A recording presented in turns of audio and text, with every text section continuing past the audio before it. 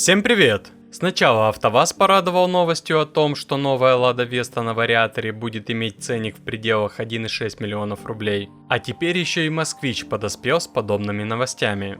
Дилеры отечественной марки сделали настоящий подарок. Скидки на новые автомобили настолько велики, что на разницу можно взять Ладу Гранту. Неужели теперь простой народ наконец-то сможет позволить себе машину исконно русского бренда? Китайскую машину, конечно. Скидки внушительные, наверняка те счастливчики, кто приобрел Москвич по старой цене, сейчас кусают локти. По информации самих автосалонов, машины действительно в спешке распродают, ссылаясь на то, что автомобили прошлогодние, и от этих версий нужно поскорее избавляться, чтобы освобождать место для новых машин. Кроссовер Москвич 3 и лифтбэк Москвич 6 резко скинули по несколько сотен тысяч рублей. Значительнее всего подешевела третья модель на целых 712 тысяч рублей в комплектации комфорт. Теперь такое авто обойдется покупателям в 1 миллион 766 тысяч рублей. Лифтбэк 6 модели стал доступнее на 500 000 рублей. И ценник на базовую машину стартует теперь с отметки в 2 миллиона 136 тысяч рублей. Правда, такие цены и условия действуют только до конца этого месяца,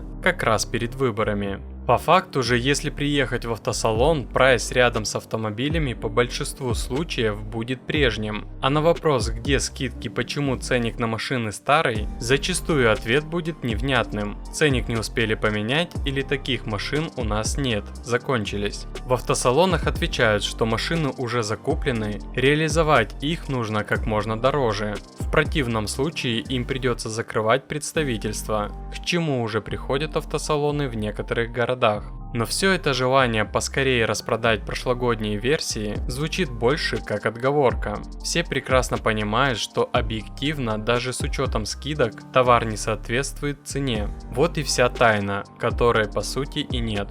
Ну а если вы планируете купить новый автомобиль, то самый выгодный способ – это зайти на autospot.ru. Ведь только тут собраны все предложения на автомобили от официальных дилеров, причем указываются и скидки. Возьмем для примера китайские автомобили. Тут встречаются скидки от 50 до 100 тысяч рублей на покупку за наличные. Если в вашем городе таких скидок нет, посмотрите, к примеру, Питер. Там прям предложения очень хороши. И так по каждой марке и модели. Остается лишь выбрать машину и оставить заявку для бронирования. Заходите на Автоспот, ссылка в описании. Продажи Москвича в январе этого года около 700 машин, в феврале чуть больше 1000. Вроде бы тенденция к росту имеется, но в сравнении с декабрем прошлого года это более чем в 2 раза хуже. Тогда было реализовано 2243 Москвича. И если раньше в сети ходили разговоры о скором запуске новых моделей отечественной марки и планах по развитию, то сейчас все больше в официальном сообществе народ расспрашивает о том, когда будет закрытие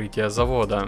Ведь план по продажам не выполняется, завод в многомиллиардных убытках, а вместо полноценной локализации на предприятии все еще преимущественно происходит крупноузловая отверточная сборка. На деле же основная причина, из-за которой москвичи обходят стороной при выборе нового автомобиля, не в подходе к производству. Хоть одни только колеса на заводе прикручивайте, до этого никому уже нет дела. И дело не только в цене, машины получаются откровенно слабоватыми по всем фронтам. Давайте будем честными, автомобили, исходящие из конвейера завода «Москвич», мягко говоря, не фонтан. Да, быть может, это только пока. Да, предприятию нужно раскачаться и выйти на полную мощность. Но взятые за основу китайские джак, лучше чем они есть, сделать никак не получится. Народ распробовал эти машины, претензий к авто целая масса. Основной недостаток – техническая начинка, к которой чаще всего цепляются покупатели. Даже с 1,5-литровым турбомотором в 1,5 литра, который толком не едет, можно смириться. Чего не получится сделать с трансмиссией.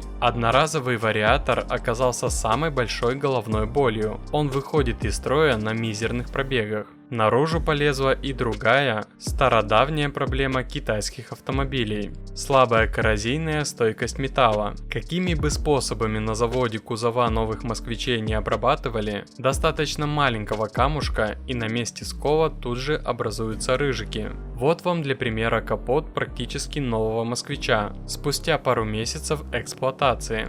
На этот счет официальные представители отмалчиваются. В сети также ходит уже довольно популярный пост, что ржавчина лезет со всех щелей. В посте показывают, как заметно ржавеет дверь багажника на кроссовере, и случаи эти не идентичны. Модераторы сообщества «Москвич» в ответ присылают видео с тем, как на заводе происходит окраска кузовов машин. На ум приходит только одно: вот честное слово, лучше бы старый добрый Светогор до ума бы довели и на конвейер вернули вместо непопулярной даже в самом Китае модели. Все-таки китайский автомобиль за 2 миллиона рублей – это совсем не тот уровень, к которому стремились в былое время на заводе.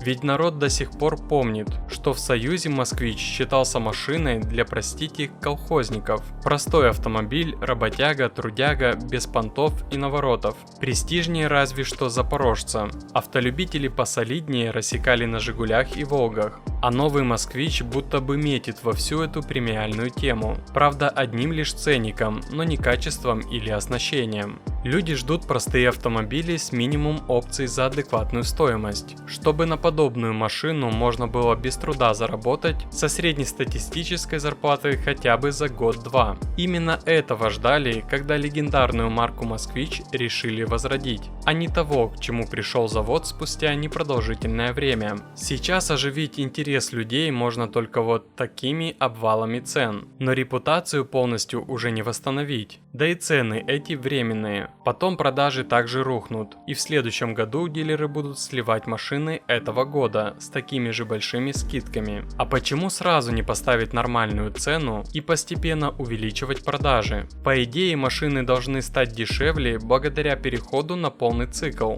но верится в это с трудом. Уже сейчас автозавод «Москвич» ищет нового китайского партнера для догрузки своих производственных мощностей. Переговоры с несколькими компаниями уже ведутся, при этом некоторые из них еще не присутствуют на авторынке России. В настоящее время «Москвич» сотрудничает с китайской фирмой JAC Motors. Из покупаемых у нее машинокомплектов столичный автозавод собирает кроссоверы, электромобили и лифтбеки. В прошлом году «Москвич» собрал 31 тысячу машин, продать удалось лишь около половины. По итогам прошлого года предприятие получило крупный убыток. При этом точка безубыточности для «Москвича» находится на уровне продажи 40 тысяч машин в год. Повторюсь, мы все еще ждем, что завод каким-то образом сможет порадовать нас качественными современными моделями за доступную цену. А что на этот счет думаете вы? Какой ход должны сделать руководители предприятия,